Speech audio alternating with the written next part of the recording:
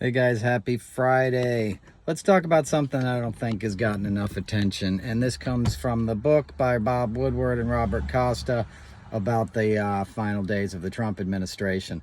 So on January 5th, Trump called Mike Pence to meet him in the Oval Office. And that's when Pence told Trump that he wasn't going to be able to not certify the election results. You know, he'd spoken with Dan Quayle. He'd tried every way, but he just couldn't find a way to do it.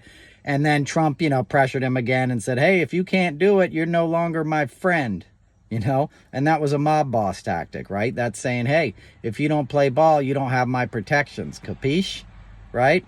And then Pence left that meeting, went to another meeting. And what happened in between was Jason Miller sent out a press release that said the president and the vice president were on the same page. Basically that he could refuse to certify the election results.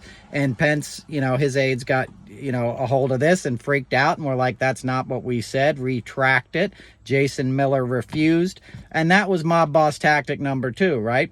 Because that's like a business tactic where you're not done negotiating, but you send out an announcement saying you've come to an agreement and it puts pressure on the other side to acquiesce, right? So he was trying to stiff arm him once again publicly and hoping he'd cave under the pressure.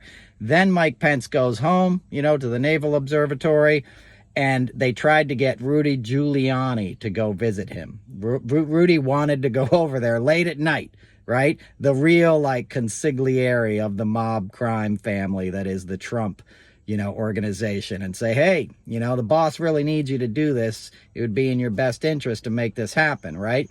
Pence's aides, thankfully, didn't let Giuliani anywhere near him that night. But that's 3 attempts in one day, January 5th, to stiff arm Pence into decertifying the election results. And we all know what happened next. January 6th, Trump sent his mob up to the Capitol to attack, the lawmakers and disrupt the process and ultimately probably hang Mike Pence. Okay? So that's as godfather as it gets. And I think that detail is a little overlooked. And we need to look at that closely. We need to think about what he was ready to accept, he being President Trump.